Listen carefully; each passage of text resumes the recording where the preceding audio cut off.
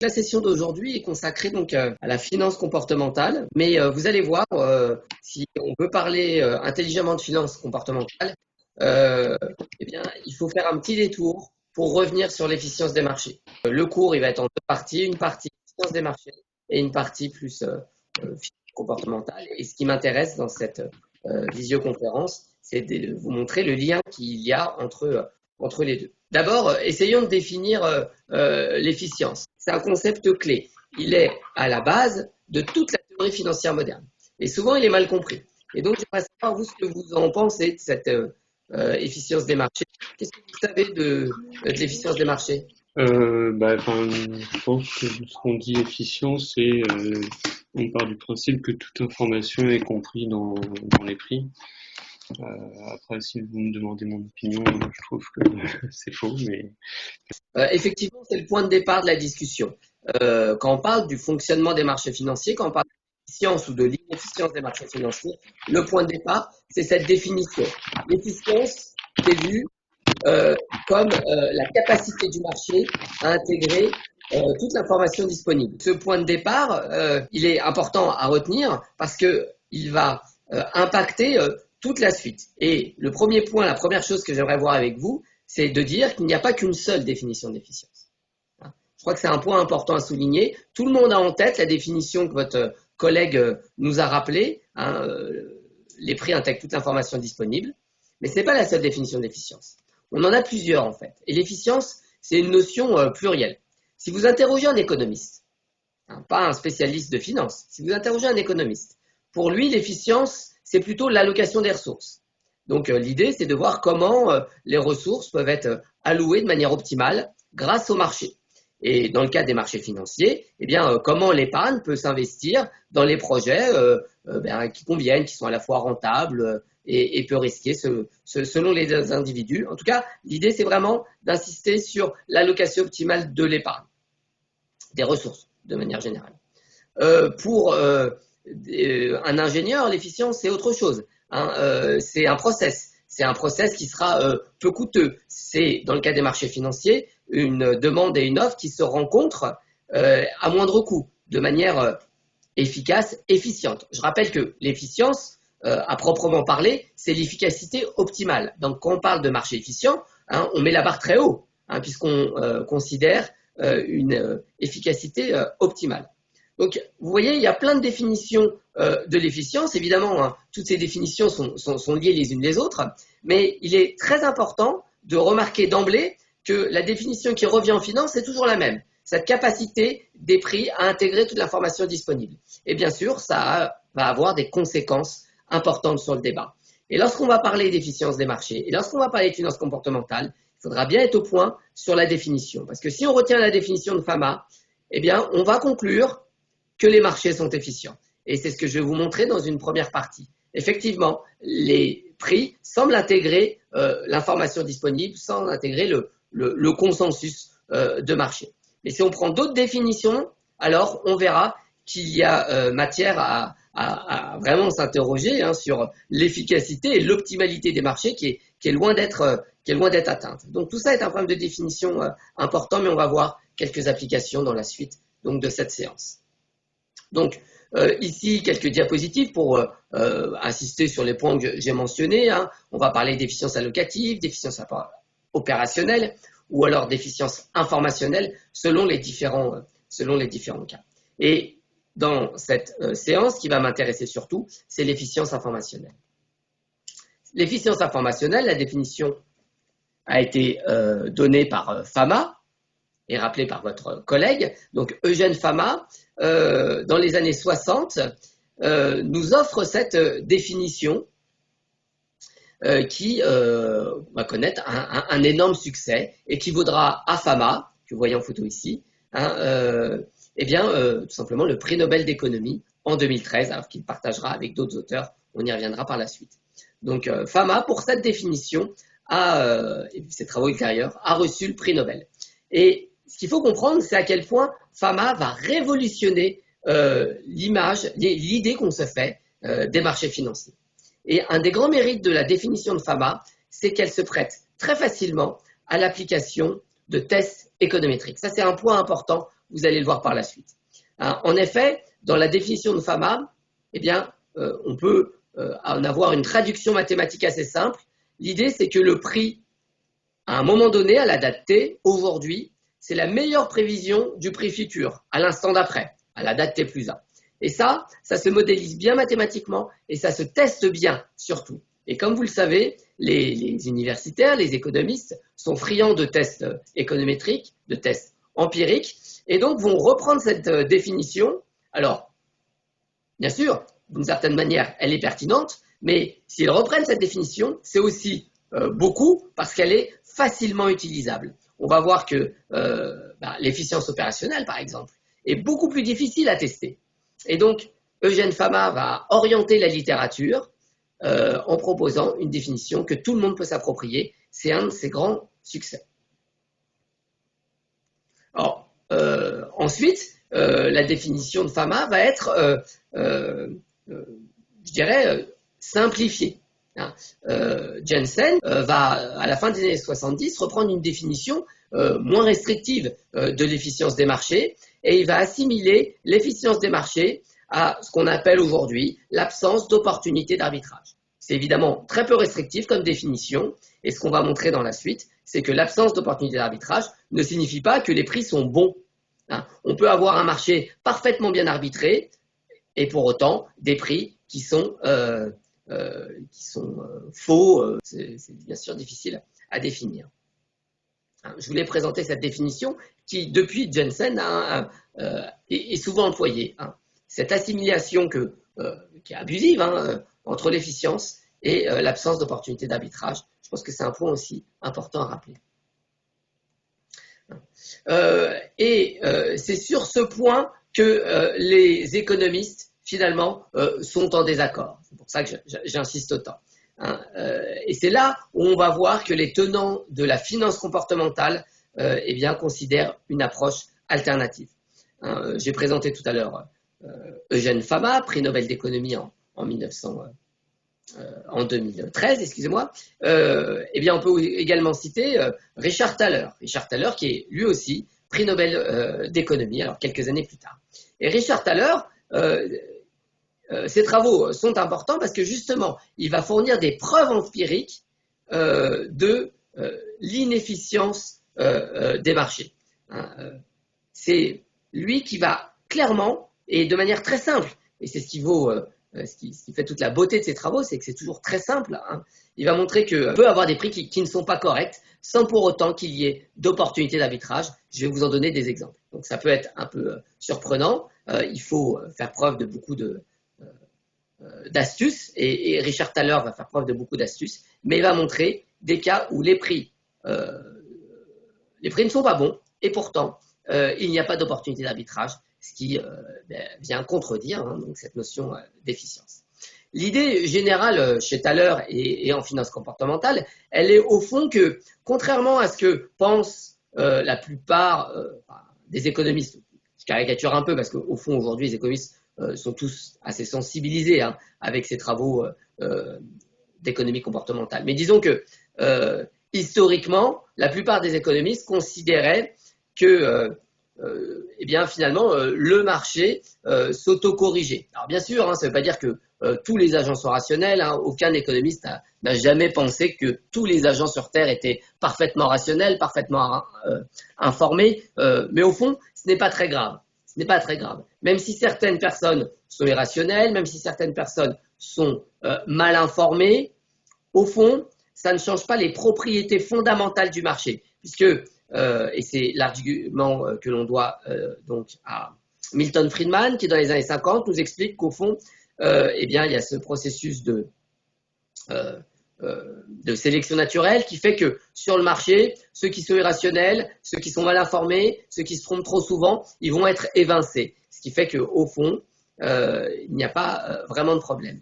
Eh bien, récemment, ces dernières années, ça fait une dizaine d'années maintenant, plusieurs auteurs, et c'est ce dont je vais vous parler bien sûr, ont réussi à montrer que cette assertion qui est au départ un excellent point de départ, l'hypothèse de rationalité, c'est quelque chose de très important en économie, je ne dis pas le contraire, c'est une hypothèse qui est très féconde, mais elle a ses limites. Et on va voir que dans certains cas, cette hypothèse de rationalité, on ne peut pas la tenir. Et puis, même si on a une majorité, enfin une part importante en tout cas d'agents rationnels, eh bien, collectivement, on peut être irrationnel. Je vais vous présenter des preuves empiriques de tout cela. Pour le moment, j'essaye de fixer les termes du débat et de montrer donc cette j'allais dire, opposition entre les tenants de l'efficience et les tenants de la finance comportementale. Je mets entre guillemets le terme opposition parce que en fait, il s'agit plus d'une évolution, d'un progrès de la théorie économique.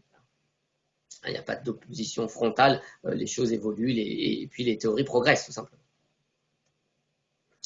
Alors, voilà donc en gros pour les aspects, pour les termes du débat. Je précise également quelques concepts, vous les connaissez peut-être. C'est des concepts qui sont souvent exposés dans des cours de finance traditionnelle. On va distinguer différentes formes d'efficience. On aura besoin d'avoir cette distinction plus tard. Donc les formes de l'efficience, on voit bien que dans la théorie d'efficience informationnelle de Fama, l'information va jouer un rôle clé. Et donc on va distinguer différents ensembles d'informations. Le premier ensemble d'informations, c'est l'information contenue dans les prix et dans les données de marché. Et cet ensemble d'informations va nous permettre de définir l'efficience au sens faible. Le deuxième ensemble d'informations, qui est plus large, contient, en plus de l'information de marché, toutes les informations publiques. Et ça permettra d'aboutir à une efficience au sens semi-fort.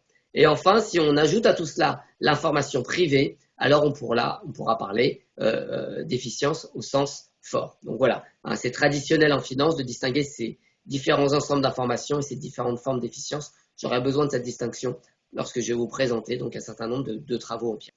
Donc je vous disais, l'essentiel de la présentation va consister dans la présentation donc de travaux empiriques. Pourquoi? Parce que au fond, la théorie de l'efficience des marchés, elle s'appuie énormément sur les preuves empiriques. Que vous interrogiez Fama ou Michael Johnson, eh bien, ils insistent beaucoup sur cette idée selon laquelle l'hypothèse d'efficience des marchés, c'est une hypothèse qui est vraiment très largement validée par les tests empiriques. C'est ce que je vais vous montrer maintenant. Alors, on va distinguer les tests empiriques en retenant donc la structure suivante. On va d'abord considérer les tests de l'efficience au sens faible, puis au sens semi-fort, puis au sens fort. Alors, les tests d'efficience au sens faible. L'idée, c'est d'essayer de voir si on peut prévoir les cours de bourse.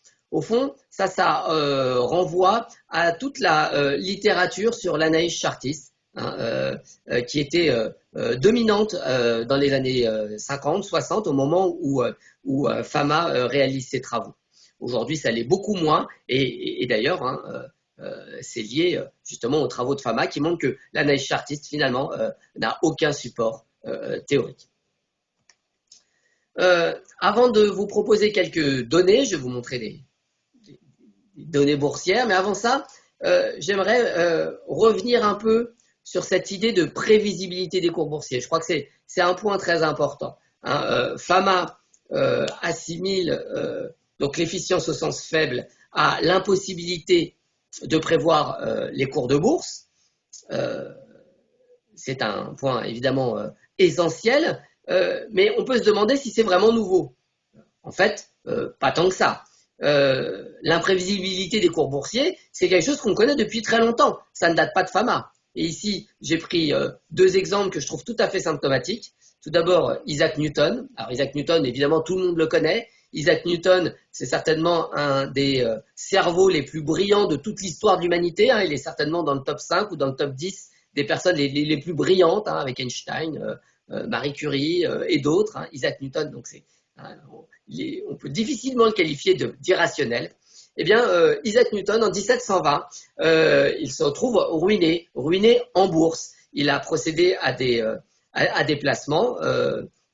Or, à ce moment-là, en Grande-Bretagne, il y a une bulle spéculative et il va perdre une fortune. Et il aura cette fameuse phrase qui est restée célèbre. Je peux calculer les mouvements des corps célestes, mais pas la folie des gens. Ça, c'est un premier point important. Alors, vous pouvez me dire, Isaac Newton, très bien, c'est quelqu'un de génial, mais ce n'est pas un économiste. Alors, prenons Irving Fisher. Irving Fisher, c'est certainement un des économistes les plus importants du XXe siècle, avec Keynes, Milton Friedman ou d'autres. Mais Irving Fisher, dans les années 20, dans les années 30, c'est certainement l'économiste le plus célèbre aux États-Unis et au monde. Et eh bien, pour l'anecdote, c'est une anecdote qui est assez connue, mais je crois qu'il est important de la rappeler. Hein, Irving Fisher, très peu de temps avant le grand crack de 1929, hein, une semaine à peine avant, il publie un article dans la presse dans lequel les prix en bourse sont certes élevés, mais vont continuer d'augmenter et certainement pas diminuer. Donc, de fait, Irving Fisher va se tromper très lourdement puisqu'on va assister à la plus grande crise boursière de l'histoire. Donc, et encore une fois, Irving Fisher, c'est un économiste qui était très bien informé, un des meilleurs en son temps. Alors, pourquoi je vous raconte ces deux anecdotes? Pour dire qu'effectivement, c'est extrêmement compliqué de prévoir les cours de bourse.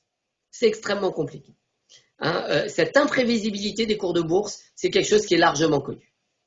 Et puis, je crois que le point clé, c'est d'essayer de comprendre comment on interprète ce résultat qui n'est pas discutable, hein, mais qui suscite des interprétations différentes.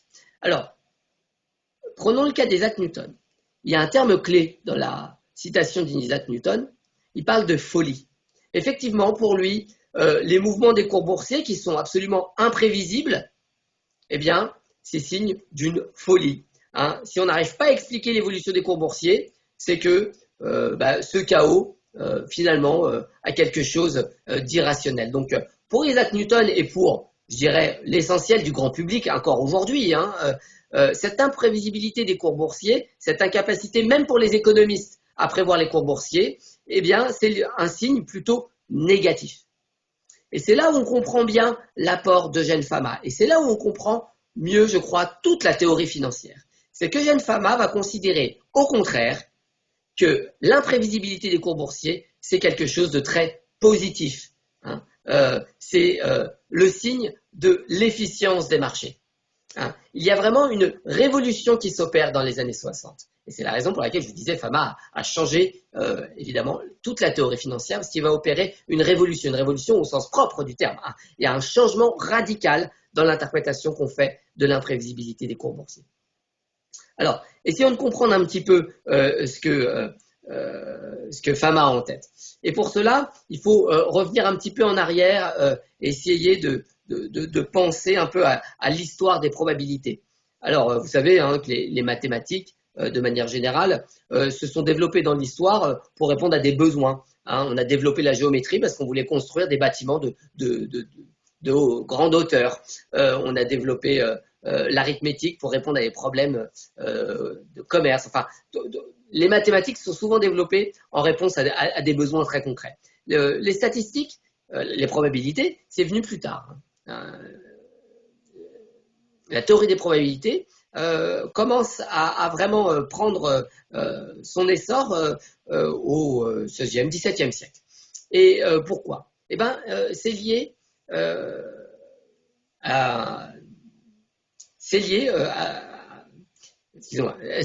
un petit effet de mode. Hein. En Europe, on redécouvre les plaisirs du jeu, des jeux de hasard, et bien les grands seigneurs, les princes, hein, à la cour, un peu dans tous les pays, s'amusent donc à jouer à des jeux de hasard.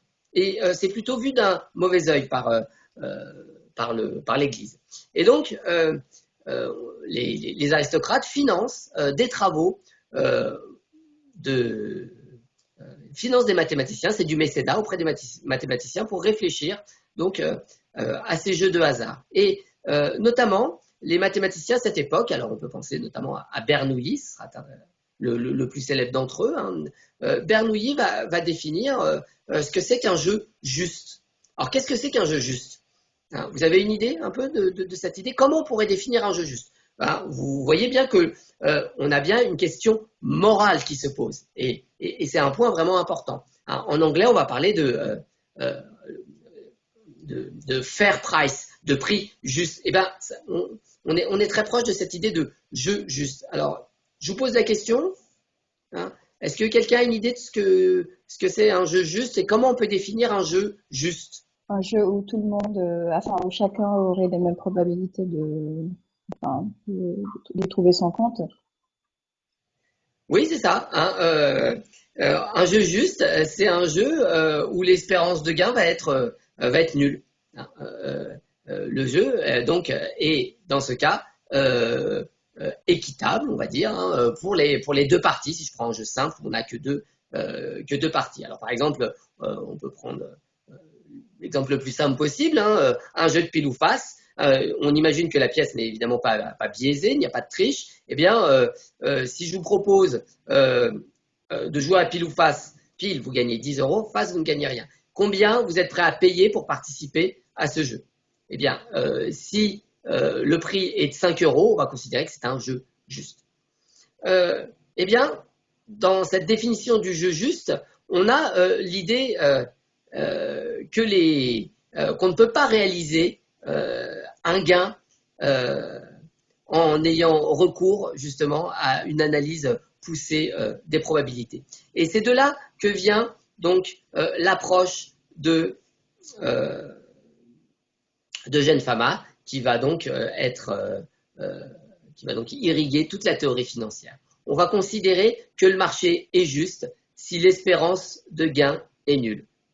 Je répète, on considère que le jeu est juste si l'espérance de gain est nulle. Et pour que l'espérance de gain soit nulle, eh bien vous l'aurez compris, il faut que bien la meilleure anticipation qu'on a du prix futur soit le prix aujourd'hui. Je vous ai parlé tout à l'heure de cette fameuse formule, de cette traduction mathématique de l'efficience des marchés. Eh bien, c'est cette traduction mathématique qui va être assimilée à un marché juste, à un prix juste. L'idée de fair price en finance est très important. Et bien sûr, ce terme de fair price, il n'est pas du tout anodin, hein. Il y a implicitement un jugement moral. Comme au XVIIe siècle, on voulait légitimer les jeux de hasard, il y a dans les travaux d'Eugène Fama cette volonté de légitimer les marchés financiers en montrant que ces marchés finalement sont équitables. Que vous soyez Isaac Newton, Irving Fisher ou et aucune connaissance des marchés financiers, votre espérance de gain sera la même puisqu'il y a imprévisibilité des cours boursiers. Et ça, c'est ce qui garantit donc l'équité, la justice. Donc vous voyez comment Eugène Fama en a fait un point positif de cette imprévisibilité des cours boursiers. Voilà, j'espère que c'était clair sur ce point. Alors, si on en vient maintenant au test empirique proprement dit, alors, ces tests sont quasiment unanimes. Vous pouvez prendre toute la littérature, il y a des centaines, des milliers d'articles qui vont tester cette idée d'imprévisibilité des cours boursiers. Ici, je vous donne une représentation très simple, hein. Ici, j'ai considéré l'indice CAC 40 sur une période de 10 ans en données journalières. Vous pouvez prendre quel autre actif, vous pouvez prendre n'importe quelle autre date, n'importe quelle autre fréquence, ça ne changera pas grand-chose. Et donc, qu'est-ce que je représente sur ce graphique? Eh bien, la rentabilité à la date T et la rentabilité à la date T-1. Et j'obtiens quoi? Eh bien, j'obtiens un merveilleux nuage de points parfaitement équilibré. Il n'y a aucune tendance qui se dégage, hein. Je n'ai pas la possibilité, à partir du prix ou de la rentabilité à la date T, de prévoir la rentabilité à la date T plus 1. D'accord? On est dans une parfaite indétermination. Alors ici, on a un modèle qui est extrêmement simple, puisqu'on cherche uniquement à déterminer le prix aujourd'hui, à partir du prix hier. Alors on peut avoir des modèles plus sophistiqués, hein, il y a beaucoup d'analyses économétriques, empiriques, hein, on appelle ça de l'économétrie des séries temporelles. Vous avez donc des modèles autorégressifs, avec donc une variable à la date T qui est expliquée par cette même variable prise à la date T-1, T-2, T-3, T-4. Donc vous avez beaucoup de modèles qui ont été élaborés autour de donc de ces propriétés statistiques des séries temporelles.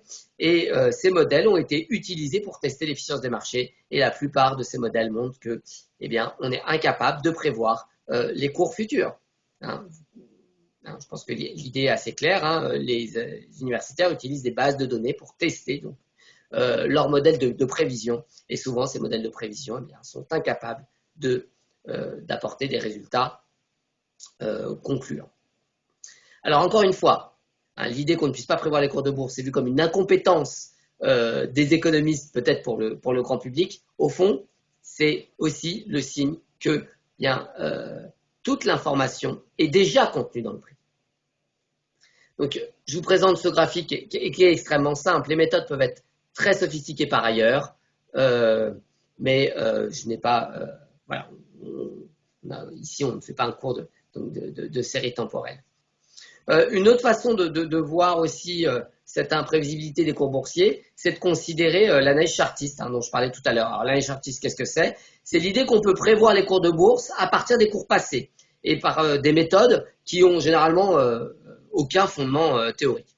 Donc l'idée, c'est d'essayer de considérer des tendances, des figures géométriques qui se reproduiraient dans le futur avec donc des couloirs ascendants, descendants, des résistances, des plateformes, que sais-je encore. Bon, eh bien, les académiques, les universitaires ont testé ces techniques pour voir si bien, ces techniques avaient un pouvoir prédictif. Eh bien, il s'avère que non. Hein, la plupart des études montrent que ça n'a pas de pouvoir prédictif. Et ça, c'est un des grands apports pratiques de Fama, c'est eh bien d'avoir montré l'inutilité de l'analyse chartiste.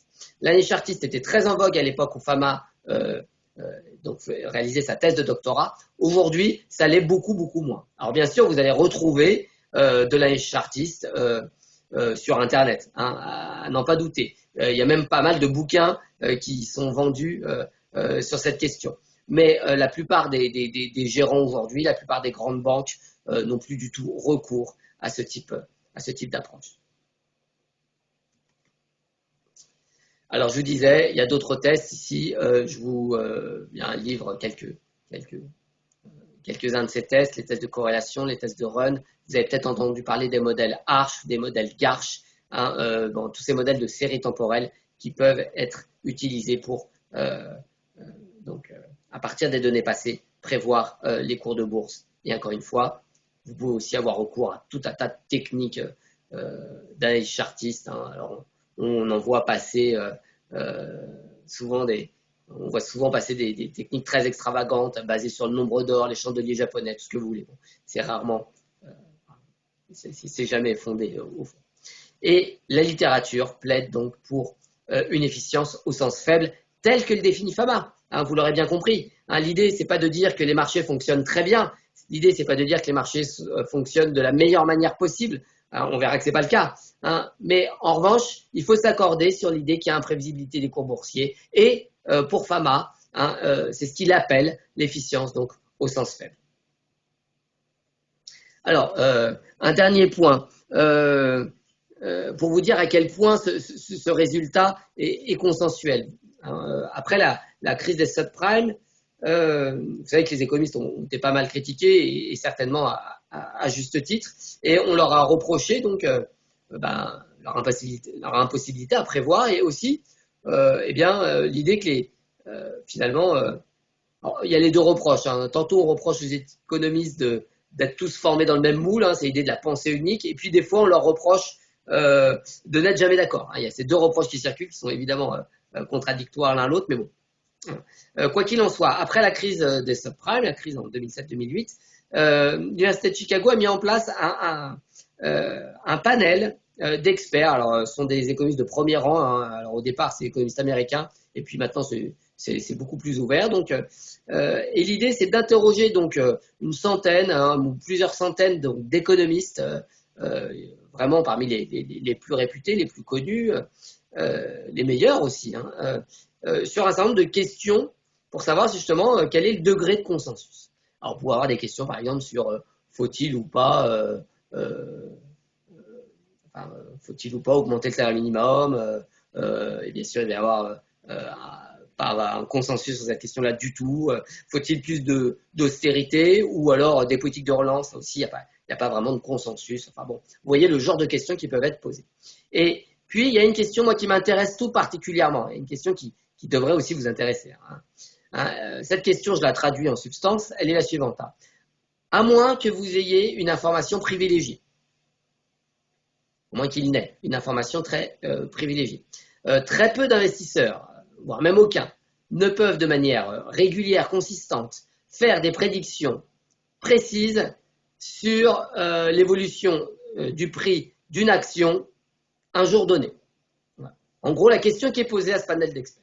Eh bien, parmi les centaines de questions qui ont été posées à ce panel sur tout un tas de sujets en économie, c'est la seule question qui recueille 100% d'accord. 100% des économistes interrogés sont d'accord pour dire qu'il est impossible de prévoir l'évolution du prix des actions. Il y a un très large consensus. Et eh bien, c'est ce que Fama appelle pour le coup l'efficience des marchés. Donc, pour une petite conclusion d'étape, si vous voulez, l'idée, c'est pas tant de rejeter l'efficience des marchés au sens de Fama. Pour le coup, l'imprévisibilité des cours boursiers, c'est vérifié. Le problème est en revanche que on a tendance à donner un autre nom à l'imprévisibilité des cours boursiers. On a tendance à dire que ça, c'est de l'efficience. Et bien ça, pour le coup, c'est abusif. J'espère que j'ai été plus clair ainsi. Ce qui est intéressant aussi dans la démarche de l'Université de Chicago, c'est que non seulement ils ont posé la question à des experts, mais aussi ils ont posé la question au grand public, à l'américain moyen, via des sondages faits dans les règles de l'art. Et donc là, il y a des milliers de personnes qui sont interrogées et on leur pose rigoureusement la même question. Eh bien, si vous interrogez le grand public, alors là, en l'occurrence, c'est aux États-Unis, mais on obtiendrait des résultats, j'en suis sûr, similaires en France, eh bien, seule une moitié, alors une majorité certes, mais une petite majorité des individus considèrent qu'il est impossible de prédire les cours boursiers. Et bien, on voit là le grand écart qu'il y a entre l'avis donc des experts qui sont unanimes sur cette question et l'avis du grand public. Évidemment, c'est ce qui explique aussi qu'on ait tant de particuliers qui cherchent à spéculer à très court terme en bourse, alors que c'est évidemment, la littérature là-dessus est très claire, très risquée et certainement pas une bonne idée. On aura l'occasion de revenir sur ce point dans la suite. Voilà donc pour le concept d'imprévisibilité des cours boursiers. Je vous ai dit qu'on assimile à tort trop souvent à de l'efficience. Passons maintenant au test d'efficience au sens semi-fort. Donc je le rappelais tout à l'heure, l'efficience au sens semi-fort, c'est considérer que l'information publique est intégrée dans les cours boursiers.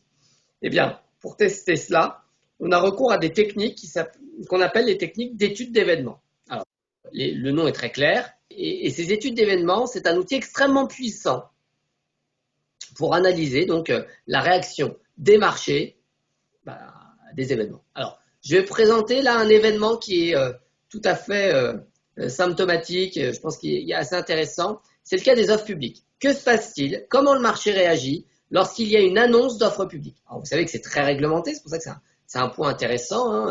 C'est très réglementé les offres publiques, les annonces doivent se faire dans un cadre réglementaire qui est bien défini. Alors, on ne va pas s'intéresser à la société annonciatrice. Elle n'est pas particulièrement...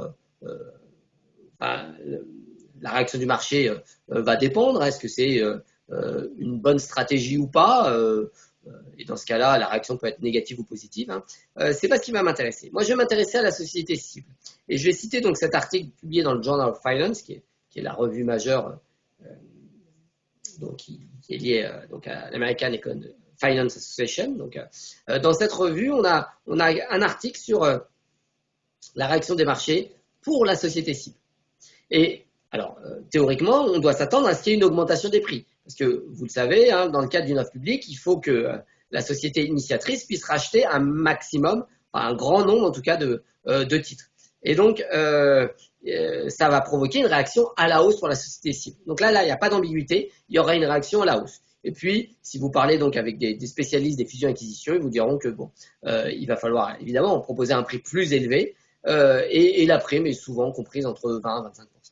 Voilà ce qu'on sait. Et bien maintenant, essayons de voir comment, en pratique, dans la réalité, eh bien, les marchés réagissent.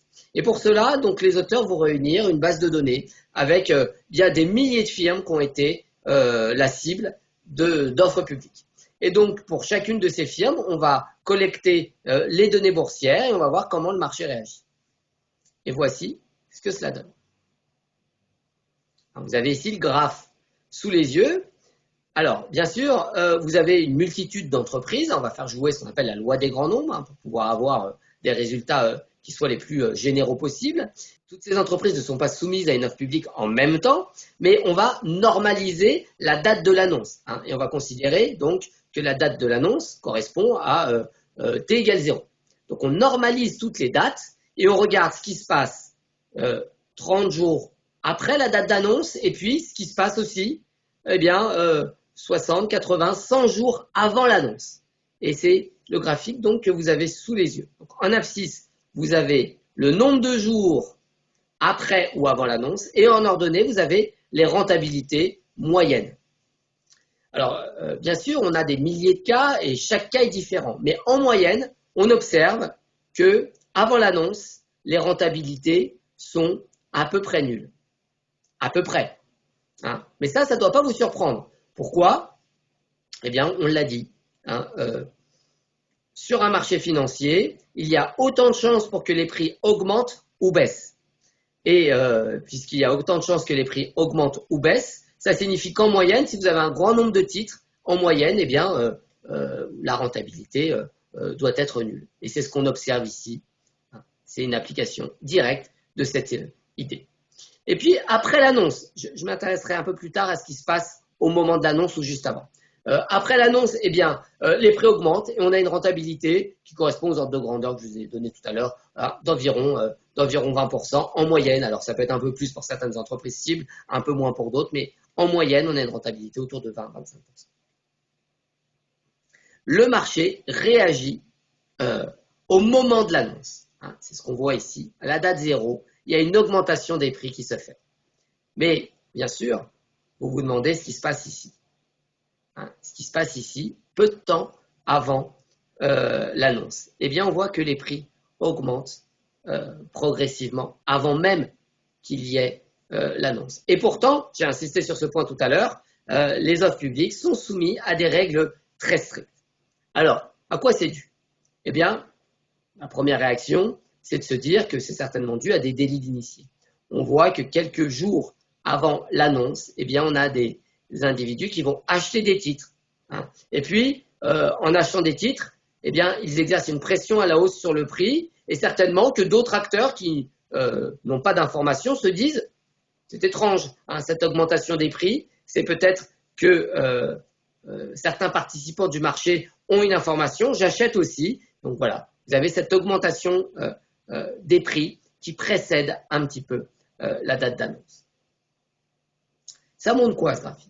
Ça montre que les marchés financiers réagissent très vite aux annonces. Et même pire que cela, ont tendance à réagir avant même les annonces. C'est l'idée que les prix intègrent toute l'information disponible. Et encore une fois, pas simplement au moment de l'annonce, mais même un peu avant.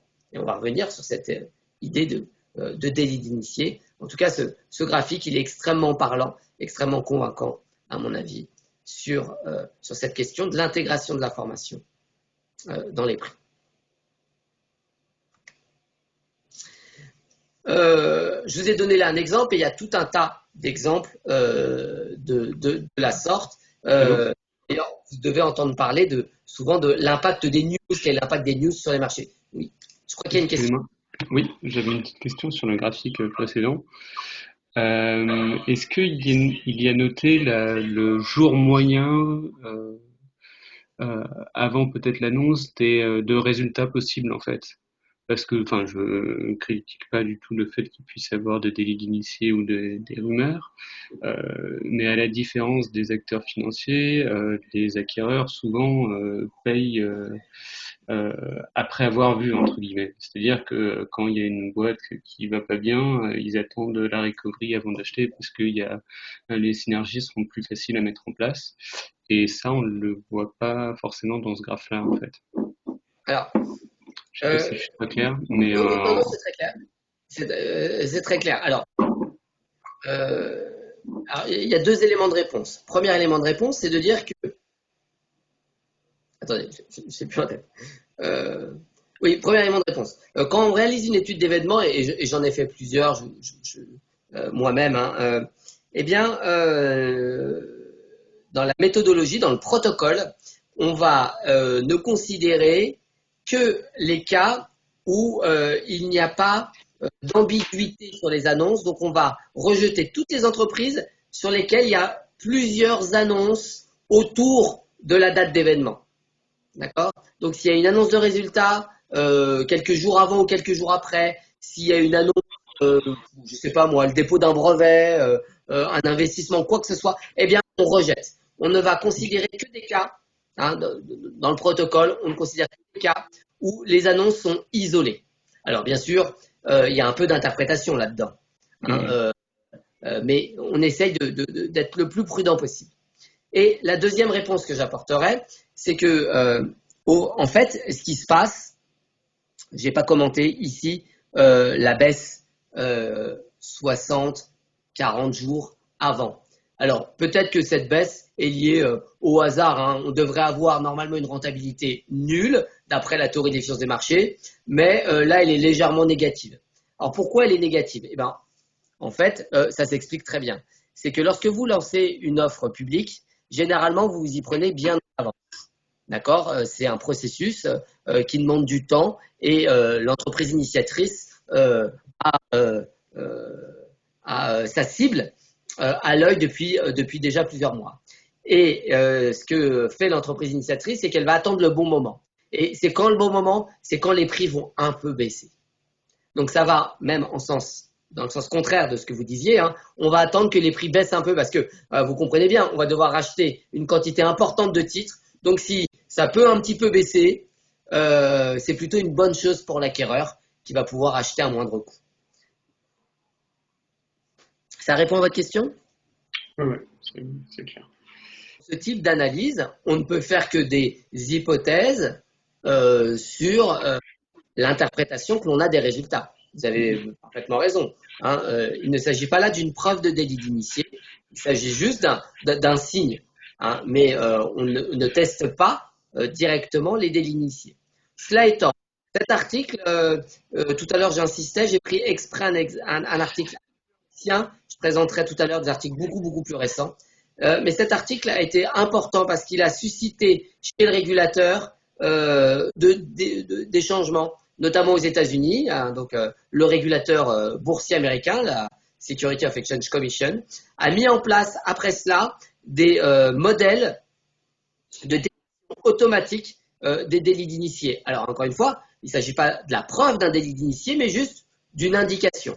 Et donc c'est un système d'alerte qui permet au régulateur de se dire, ah bah tiens, là il se passe quelque chose d'un peu anormal, je vais diligenter une enquête.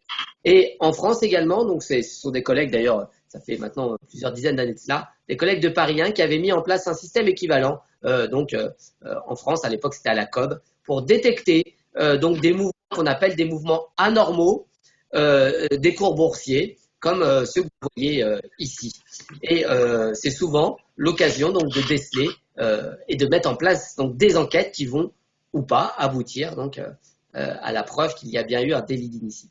Donc ça, ce sont juste des petites alertes. Je vais vous donner un autre exemple. Je n'avais pas prévu d'en parler là, mais je pense que c'est un exemple qui est très convaincant. Un collègue aux États-Unis a publié en 2005, la date est importante, a publié en 2005 un article assez intéressant. Alors, le cas est assez dramatique. L'événement en question, c'est les attentats du 11 septembre. Et l'article donc, qui est publié bien après se pose la question suivante. Les attentats ont été évidemment tragiques, mais ils ont été menés avec une grande rigueur.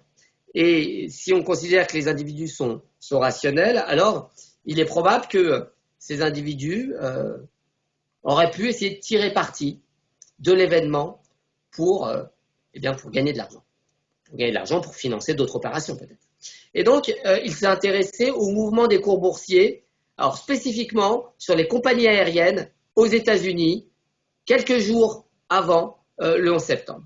Et puis, ici, je vous donne un exemple sur les marchés boursiers, mais au fond, aujourd'hui, on s'intéresse aussi beaucoup aux réactions anormales sur les marchés dérivés. C'est un peu plus compliqué à faire, mais voilà, si vous avez des questions, je pourrais vous expliquer un peu plus en détail. Et donc, qu'est-ce qu'il relève dans son article? L'article qui a été depuis abondamment cité, eh bien, il relève qu'effectivement, sur les compagnies aériennes américaines, il y a des transactions tout à fait anormales de par leur volume et l'orientation des stratégies qui nous poussent donc à penser que eh bien, les artisans de ces attentats atroces ont profité de l'information qu'ils avaient pour spéculer. Donc, souvent, ces techniques sont utilisées pour déceler donc, des comportements anormaux. Et pourquoi j'insiste autant? C'est parce que j'aimerais faire comprendre pourquoi, comment fonctionnent les économistes. Vous savez, en l'espèce, l'auteur dont je vous parlais, Poteshman, de son nom, il est bien sûr pas agent du FBI, il n'a pas d'informations particulières, mais il va travailler par inférence. Et ce qui fait qu'on est économiste, c'est qu'on travaille par inférence. On observe des données, souvent des données publiques, et on essaye de se dire, voilà, quelle est l'interprétation qui peut être cohérente avec l'observation qu'on se fait des données. Voilà. Je crois que c'est important de rappeler justement comment on travaille. Et je vais vous donner d'autres exemples d'inférences dans quelques instants. Donc je disais, il y a pas mal d'études d'événements qui s'intéressent donc à l'impact des news. On parle beaucoup, d'ailleurs c'est un terme qui a été utilisé par l'un de vous tout à l'heure, on parle beaucoup du consensus du marché. Aujourd'hui, on sait très bien dans les salles de marché, lorsqu'on est gérant, je crois qu'il y a certains d'entre vous, je crois qu'il y a des gérants parmi vous, vous savez très bien que ce ne sont pas les annonces en tant que telles qui importent, mais l'écart de l'annonce par rapport à ce qui est anticipé. Donc, je vais prendre un exemple très simple, c'est les annonces sur le chômage. On peut voir une augmentation ou alors sur les licenciements, c'est plus simple. Parfois, certaines entreprises licencient ou annoncent des pertes, et pourtant, les cours de bourse augmentent. Alors, comment ça s'explique? Non pas que les marchés sont cyniques, pas forcément, ils peuvent l'être, mais pas forcément. L'augmentation des cours peut résulter du fait que, l'annonce d'une perte, ça peut être vu comme une bonne nouvelle si cette perte est finalement moins importante que prévu. Vous comprenez l'idée? L'idée, c'est de dire que ce qui compte, ce n'est pas l'annonce en tant que telle, mais l'écart entre l'annonce et ce qu'on anticipait. D'accord? Avec l'idée, encore une fois, que les informations sont immédiatement intégrées dans les prix. Ce sont les erreurs, les surprises qui font réagir le marché. Alors, donc sur la technique des études d'événements qui est utilisée donc par les universitaires, mais je vous ai dit qui est utilisée depuis par les régulateurs et qui est utilisée aussi par certains gérants, alors pas tous évidemment, mais certains analystes qui sont plus axés sur les techniques quantitatives. On a aujourd'hui avec le big data, l'utilisation de ce type d'approche. Alors, pour les études d'événements ici, j'essaye de résumer ça sous la forme d'un graphe. Si les marchés sont efficients, alors on devrait avoir quelque chose de très simple. On a des prix stables, puis un saut, et puis des prix stables. Ça augmente ou ça baisse selon qu'il s'agisse d'une bonne ou d'une mauvaise nouvelle. Alors ça, c'est ce que nous dit la théorie de l'efficience, si les prix sont parfaitement intégrés dans les cours boursiers. Et puis maintenant, en pratique, qu'est-ce qu'on a? Il y a trois schémas que l'on observe en pratique. Vous avez vu dans l'exemple précédent qu'on peut avoir des fuites, mais aussi on peut avoir un effet qui met du temps à être, une annonce qui met du temps à être intégrée dans les cours de bourse. Il y a comme des effets d'apprentissage. On peut aussi avoir des effets de surréaction des marchés. Alors cette surréaction des marchés, on l'observe souvent à la baisse. On a pas mal de cas, je vous en présenterai quelques-uns. Ok, donc des effets d'apprentissage, des effets de surréaction, des fuites Hein. Vous voyez, on commence à introduire un peu d'éléments de finance comportementale d'ailleurs. Hein. Quand on parle de surréaction, c'est bien un problème de finance comportementale. Voilà pour ce qu'on attend en théorie. Et voici donc quelques exemples bien concrets.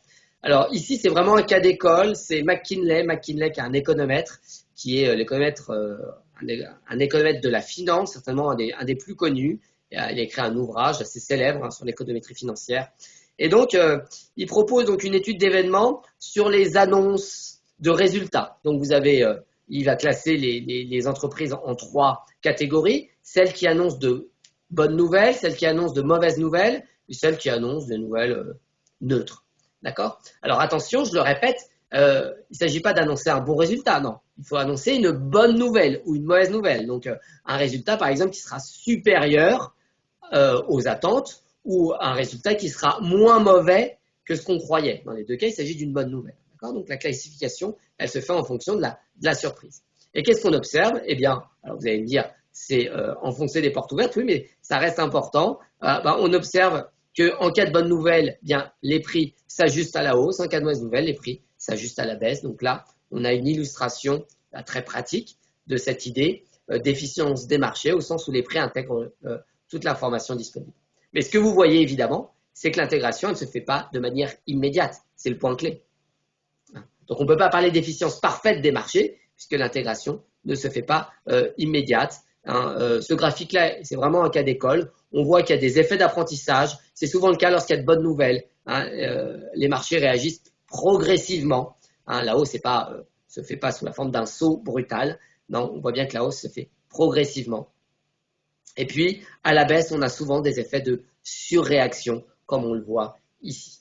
Et puis, vous le voyez encore une fois, si on se situe par rapport à la date 0, hein, vous le voyez ici, eh bien, il y a une diffusion de l'information qui se fait avant l'annonce proprement dite, donc délit d'initié, fuite, ce genre de choses qui est assez courant donc, sur les marchés. Ok, donc c'est pour le cas d'école. On va voir maintenant. Anticipation. Il faut pas avoir. Excusez-moi. Oui, non, je dis ou anticipation. Alors, sur la question des anticipations, je suis d'accord avec vous, on pourrait envisager l'anticipation. Mais vous vous rendez compte à quel point cette anticipation est précise dans le temps. Hein, c'est ce qui la rend suspecte. Hein, moi, je suis le premier à défendre l'intérêt et l'utilité des marchés. Mais je crois très sincèrement qu'il y a beaucoup plus de délits d'initiés qu'on ne le mesure réellement. Hein. Je pense que c'est une pratique qui est assez courante. Le problème, c'est extrêmement difficile à démontrer. C'est la raison pour laquelle il y a si peu, au fond, si peu de cas qui sont jugés. Alors, quelques illustrations importantes de ces études d'événements. Alors ici, contrairement au cas précédent, on n'a qu'une seule entreprise. Hein, on n'a qu'un seul événement et quelques entreprises. Hein, l'événement en question, c'est un événement qui est très spécifique, c'est l'explosion de la navette Challenger. Madame, monsieur, bonsoir. Ce devait être la routine, ce fut le drame. 45 secondes après le décollage, la navette américaine Challenger a explosé en plein vol. Elle s'est pulvérisée dans une gerbe de flammes. Il y avait 7 astronautes à bord. Selon la NASA, il n'y a pas de survivants. Le décompte commence. Nous sommes à 25 secondes du départ et tout est normal. Les ordinateurs interrogent 440 fois par seconde les moteurs. Allumage du moteur principal. Allumage des 2 fusées, les boosters qui sont de part et d'autre de l'énorme réservoir, c'est le décollage superbe. À terre, ils sont admiratifs. Très rapidement, la navette atteint les 3 à 4 km par seconde.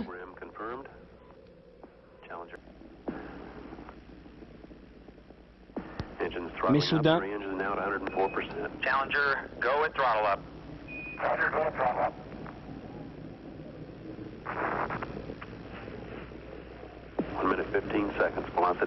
la navette est totalement pulvérisée. Une partie du public vient de comprendre.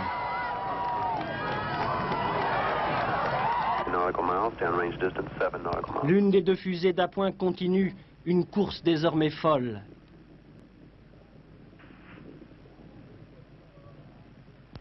Mais comment tout cela s'est-il réellement passé? Revoyons les images. Des flamèches apparaissent à la base du moteur principal et puis très vite tout a explosé. Ce soir à Cap Canaveral, pour le moment, la consternation prend encore le pas sur la volonté de comprendre. Hein, l'explosion de la navette Challenger, c'est à la fin des années 80 que ça se passe.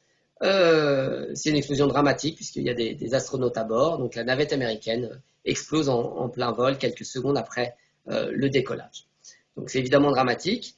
Ça a eu des conséquences très importantes. Hein. La navette Challenger faisait partie du programme américain mis en place donc, par Ronald Reagan. C'était le programme qu'on appelait à l'époque le programme Star Wars. C'était l'idée d'essayer de mettre en place donc, un bouclier de défense via l'espace. Donc c'était un programme extrêmement ambitieux qui avait coûté très cher. Et donc avec l'explosion de la navette Challenger, ce programme est complètement remis en cause. Et donc, les répercussions pour la NASA vont être importantes et pour les entreprises contractantes, évidemment. Hein, ici, on va parler finance et économie. Alors, il y a un rapport qui a été diligenté suite à cet accident pour connaître les raisons de l'accident. Et il s'avère que donc, le rapport qui est publié 1 an après l'accident montre qu'il y a eu des pièces défectueuses qui font que, eh bien, je crois, le bouclier thermique s'est détaché, ce qui a provoqué l'explosion. Qu'importe. Il y a dans ce rapport quelques indications clés. Hein. On sait notamment alors on sait au final quelle est l'entreprise qui est responsable de la fabrication de la pièce défectueuse. Hein. Le rapport en apporte les preuves. Mais on apprend aussi qu'il y a des centaines, voire des milliers de sous-traitants hein, pour la construction d'une navette aussi sophistiquée. Alors sur le graphique que vous avez sous les yeux, on va considérer que 4 sous-traitants, parce que sinon c'est complètement illisible, hein, évidemment. Et on va considérer les plus importants. Alors vous avez des entreprises de la défense, de l'armement, très importantes aux États-Unis, hein, Lockheed notamment, Martin Marietta, Rockwell et donc la dernière, Morton Chevron. Et qu'est-ce que vous voyez? Donc ici, en abscisse, on n'a pas des jours comme précédemment, on a une étude d'événements qui est faite à la minute. Hein, c'est beaucoup plus précis. Et qu'est-ce qu'on remarque? Eh bien, les prix sont pour faciliter la lecture, les prix sont normalisés à 1 et on remarque une baisse évidemment de 10% immédiatement. Hein, en quelques minutes, les prix des entreprises contractantes de la NASA eh bien, s'effondrent. Hein, ce qui se comprend. Hein. Évidemment, quand vous voyez vous les images, on est tous un peu scotchés par le drame, mais sur les marchés, hein, la réaction est immédiate. C'est cette idée selon laquelle les marchés réagissent immédiatement aux informations publiques. Et puis, on remarque aussi que les prix augmentent de nouveau. Sans atteindre leur niveau d'ouverture, ils augmentent progressivement. Sauf pour une entreprise, en l'occurrence Morton Chevron. Et puis, devinez quoi? Eh bien, c'est justement cette entreprise qui sera responsable, qui a été responsable de la pièce défectueuse. Alors, il y a plusieurs interprétations possibles. La première interprétation, c'est une étude qui consacre la théorie d'efficience des marchés. Hein. On voit à quel point, et ça c'est l'interprétation qu'en ont les partisans d'efficience des marchés. Hein. L'idée c'est de dire que, vous voyez, l'intelligence collective nous amène à des résultats extrêmement rapides et pertinents. Les marchés ont été capables, en l'espèce, de distinguer quelle entreprise était responsable de la pièce défectueuse. Alors, comment ça? Impossible à dire. Hein, c'était il y a longtemps maintenant. Ce serait très compliqué d'essayer de retrouver hein, des éléments. Ça peut être dû à plein de choses. Peut-être que les marchés, les investisseurs donc, ont davantage ciblé cette entreprise parce qu'elle était connue, elle était réputée moins rigoureuse que les autres, peut-être. Peut-être qu'il y a des informations qui circulaient déjà quelques jours auparavant, disant que l'entreprise avait peut-être un peu livré en retard un certain nombre de matériel. Je n'en sais rien, les auteurs de l'article non plus. Quoi qu'il en soit, hein, cette étude est souvent utilisée pour plaider l'efficience des marchés en montrant, donc, ce qui est une belle idée au fond, que l'intelligence collective peut conduire à des résultats rapides et pertinents. Hein, c'est au fond ça hein, que défendent des partisans d'efficience des marchés. Et puis aussi, on peut avoir une autre lecture. Hein. On ne peut pas rejeter cette idée, l'idée qui va suivre, que tout simplement c'est dû au hasard. On n'a qu'un cas, c'est difficile de généraliser. Ça peut être dû au hasard. Et d'ailleurs, imaginez que les auteurs n'aboutissent pas à la conclusion qui va dans le sens des défiance des marchés. Imaginez par exemple que ce soit Lockheed qui plonge et pas Morton Chocol. Eh bien, vous comprenez bien que l'article a très peu d'intérêt et finalement n'est jamais publié. Donc il y a ce qu'on appelle en économie, et je crois que c'est aussi un point important, un biais de publication. Hein, et là, on rejoint des analyses en économie comportementale. Hein. Souvent, on ne retient que les informations qui valident nos a priori. C'est peut-être le cas ici. Cet article, s'il a été autant cité, s'il est aussi autant connu, c'est parce qu'il valide un certain nombre d'a priori. Peut-être que c'est tout simplement du hasard. Alors, je voulais présenter cet article qui est, je trouve, un bon exemple de ce que peut être un test de l'efficience au sens semi-fort. Un autre article un peu du même genre et aussi plus sympathique, plus léger pour... c'est un événement, alors vous avez peut-être le souvenir de cet événement si vous appréciez le foot, mais à la Coupe du Monde 2002, la France, qui est ultra favorite, c'est certainement à l'époque une des toutes meilleures équipes au monde, la France est ultra favorite et perd son premier match. Et donc le deuxième match des poules est extrêmement important, et ce deuxième match, il va se faire sans son meneur de jeu, hein, Zinedine Zidane, qui est blessé pour l'occasion. Et qu'est-ce qui se passe au cours de ce match? Eh bien, au bout de 20 minutes, Thierry Henry, qui est donc l'attaquant star de l'équipe, reçoit un carton rouge. Alors vous allez me dire, mais qu'est-ce que ça a à voir avec la finance, avec l'efficience des marchés, avec la finance comportementale? Eh bien, c'est des auteurs, des collègues à moi, hein, des auteurs d'un ouvrage de finance comportementale, Marie-Hélène Brown, Maxime Merlier et Patrick Roger, qui m'ont donné ce graphe. Eh bien, le cours de bourse de l'action TF1 plonge immédiatement. Là, vous avez des données horodatées à la seconde. Donc, on est encore plus précis hein, qu'on ne l'était jusqu'à présent. Des données horodatées à la seconde. Et au moment même où Thierry Henry prend le carton rouge, l'action TF1 plonge. Alors, évidemment, vous comprenez les enchaînements économiques. Hein. Si la France ne se qualifie pas, eh bien, la Coupe du Monde a beaucoup moins d'intérêt, et TF1, qui a l'exclusivité d'un certain nombre de matchs, un grand nombre de matchs, eh bien, va avoir des recettes publicitaires qui sont beaucoup moins importantes. Ici, le marché évalue extrêmement rapidement la perte à 170 millions d'euros pour TF1. Voilà un autre exemple, encore une fois, un peu plus léger, cette capacité des marchés à réagir vite et de manière pertinente.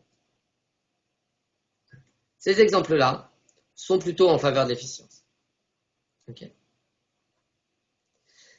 Pour autant, j'utilise moi-même ce terme d'efficience. Hein, ce terme donc, qui signifie une efficacité optimale. Mais est-ce que on peut, c'est une question légitime, hein, est-ce que le marché réagit toujours aussi bien? Ici, on a quelques exemples qui plaident en faveur de l'efficience, mais vous allez voir dans la suite qu'il y a aussi des articles qui, de manière tout aussi convaincante, vont montrer que les marchés ne réagissent pas de manière si pertinente. Alors, certes, la réaction des marchés est toujours extrêmement rapide, mais elle n'est pas toujours pertinente. Parfois, les marchés se trompent très lourdement, on le verra dans la suite. Mais avant cela, donc, la troisième partie sur les tests d'efficience, l'efficience au sens fort. Alors, pour tester l'efficience au sens fort, l'idée, c'est d'essayer de voir la réaction des marchés en cas d'information privée. Alors, le problème, c'est que, évidemment, l'information privée, on ne l'a pas, hein, par définition, elle est privée. Donc, il va falloir trouver une autre façon de tester. Et ce que les économistes proposent, c'est de tester eh bien, les stratégies des praticiens, de ceux qui sont payés pour, justement, gérer des actifs, et pour ceux qui sont, d'ailleurs, bien payés. Est-ce que les gérants d'actifs, notamment, réussissent à prévoir les cours de bourse? Est-ce que les gérants d'actifs réussissent à battre le marché? C'est la question que je pose ici et pour laquelle je vais donner quelques résultats empiriques. Encore une fois, n'hésitez pas à intervenir. Donc, dès les années 70, on s'est posé cette question, et il y a une anecdote qui est assez célèbre, que l'on doit à Burton Malkiel, qui fait état d'une expérience menée par les journalistes du Wall Street Journal, qui avaient demandé, alors c'est une légende urbaine évidemment, qui avait demandé à un chimpanzé, les yeux bandés, de jouer aux fléchettes sur donc le Wall Street Journal, qui était punaisé au mur. Vous savez qu'à l'époque, la cotation était publiée dans le journal quotidiennement. C'est plus le cas aujourd'hui via Internet. Mais auparavant, le Wall Street Journal, c'était un annuaire. Vous aviez la cotation de tous les actifs, et donc c'était punaisé au mur. Et donc l'idée, c'est tout simplement de dire, voilà, si on sélectionne au hasard un portefeuille d'actifs, est-ce qu'on arrive à battre le marché? Alors, on a peu d'espoir, vraisemblablement ce sera non, mais est-ce qu'on n'arrive pas à faire aussi bien que les gérants eux-mêmes? C'est un peu comme ça qu'est posée la question. Alors, eh bien, le résultat, c'est qu'en moyenne, les gérants d'actifs ne réussissent pas à battre le marché. La performance des gérants d'actifs qui pourtant ont de l'information privée, si eux n'ont pas d'information privée, je ne sais pas qui en a. Donc eux ont de l'information privée, mais malgré tout, même pour eux, il est difficile de battre le marché. Donc ici, je vous donne les résultats d'un article publié en 2006, toujours dans le Journal of Finance, qui fait référence. Donc vous voyez, quel que soit le type de fonds, on a une mesure de la performance qui est négative. Donc c'est une mesure de l'alpha, autrement dit, ici, sans rentrer dans les détails des mesures de performance, mais c'est la performance par rapport à la performance du marché. Donc il y a moins 0,4 points en moins par rapport à la performance de marché en moyenne pour les fonds.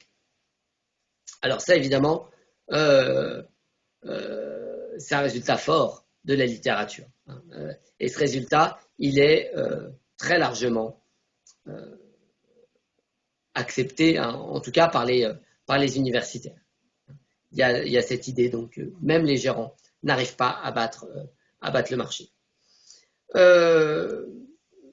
Fama va même aller assez loin, c'est un de ses apports importants, puisque Fama va plaider et plaide toujours pour une gestion passive des portefeuilles.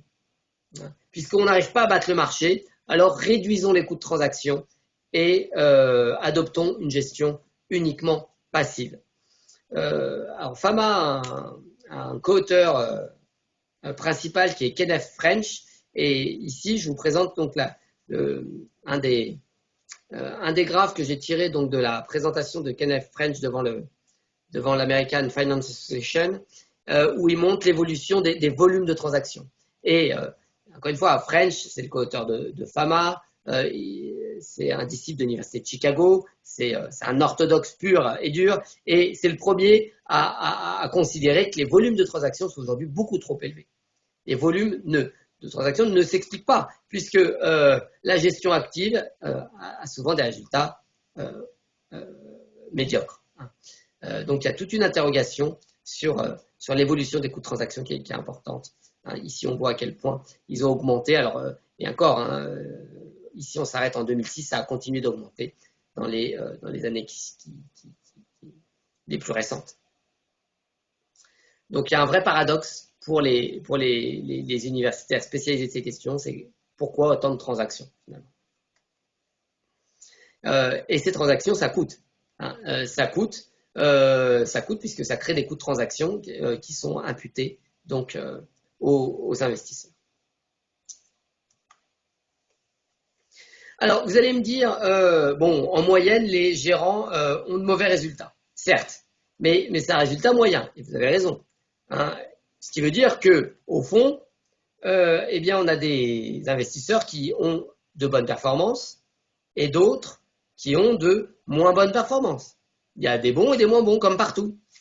En moyenne, c'est négatif, mais ça n'exclut pas qu'il puisse y avoir de très bons gérants. Alors, pour répondre à cette remarque qui est tout à fait pertinente, on a un auteur qui, en 1997, a publié un article qui a été depuis très très largement cité. C'est Carhart, toujours dans le Journal of Finance, qui s'intéresse non pas à la performance des gérants de fonds, mais à la persistance dans la performance. L'idée est la suivante, on peut très bien avoir une performance positive à un moment donné, effectivement, mais est-ce qu'on est capable d'avoir de la persistance? Est-ce qu'on est capable de reproduire cette performance positive année après année? C'est ce qui permettrait de voir si les gérants sont vraiment talentueux, performants. Voici le résultat de son étude. Donc, il va considérer deux périodes. Sur une première période, il va donc réunir des données sur beaucoup de fonds aux États-Unis et il va classer les fonds en fonction de leur performance. Donc, il va considérer des déciles du plus performant au moins performant. Et puis, une fois qu'il a constitué donc ces groupes, il va examiner l'évolution de la performance dans le temps. Et qu'est-ce qu'il observe? Eh bien, il observe que à un moment donné, les fonds les plus performants, à un moment donné, voient leur performance décroître dans le temps, et à l'inverse, les fonds les moins performants voient leur performance croître dans le temps. Donc oui, vous pouvez avoir une performance bonne à un moment donné, mais visiblement, ce serait dû, eh bien, en grande partie au hasard. Ou alors, et on peut le dire autrement, à une stratégie qui est très spécifique, mais qui à un moment donné donc est rentable, donc, mais pas dans la durée. Je pense notamment, par exemple, alors c'est l'exemple assez connu, avant la crise des subprimes, juste avant la crise des subprimes, on avait des investisseurs qui pariaient sur la baisse du prix de l'immobilier. Eh bien, ces investisseurs qui pariaient sur la baisse des prix de l'immobilier, dans les années 2000, 2001, 2002, jusqu'à ce que la crise éclate, ont perdu beaucoup d'argent. Mais au moment de la crise, évidemment, ceux qui ont survécu suffisamment longtemps, eh bien, eux ont eu des performances importantes. Mais c'est très difficile d'avoir des performances qui s'inscrivent dans la durée. Alors, on s'est intéressé aux gérants de fonds. On peut aussi s'intéresser aux analystes, on aura des résultats assez similaires. Les analystes ont généralement de mauvais résultats dans leurs prévisions, dans leurs conseils d'investissement. Je manque un peu de temps là, je vais me dépêcher un petit peu. Voilà. Et je dis juste un mot sur les indices éthiques. On pourra aussi considérer le cas des indices éthiques. Souvent, on nous vend l'idée que les indices éthiques, les indices verts, les indices socialement responsables, appelez ça comme vous voulez, ont des performances supérieures. Alors, c'est l'idée de stratégie gagnant-gagnant. Bon, dans les faits, les performances des indices éthiques sont souvent très très proches de leur benchmark. Il n'y a pas de surperformance pour ces fonds particuliers, sur les fonds verts, les fonds éthiques, les fonds socialement responsables. Voilà. Je fais juste cette petite parenthèse. Ok. Je vous propose de faire une petite pause de 2-3 minutes, le temps que chacun reprenne un petit peu ses esprits. Dans la première partie, donc, nous avons vu la question de l'efficience des marchés et je me suis fait un peu l'avocat de Fama. J'ai voulu montrer à quel point on avait des études qui suggéraient donc, une efficience forte, qui suggérait que les marchés étaient efficients. Dans la deuxième partie donc, de cette visioconférence, je vais au contraire montrer à quel point les marchés peuvent se tromper, parfois de manière très importante et longtemps. Mais voilà, je vous propose de faire une petite pause si vous voulez bien.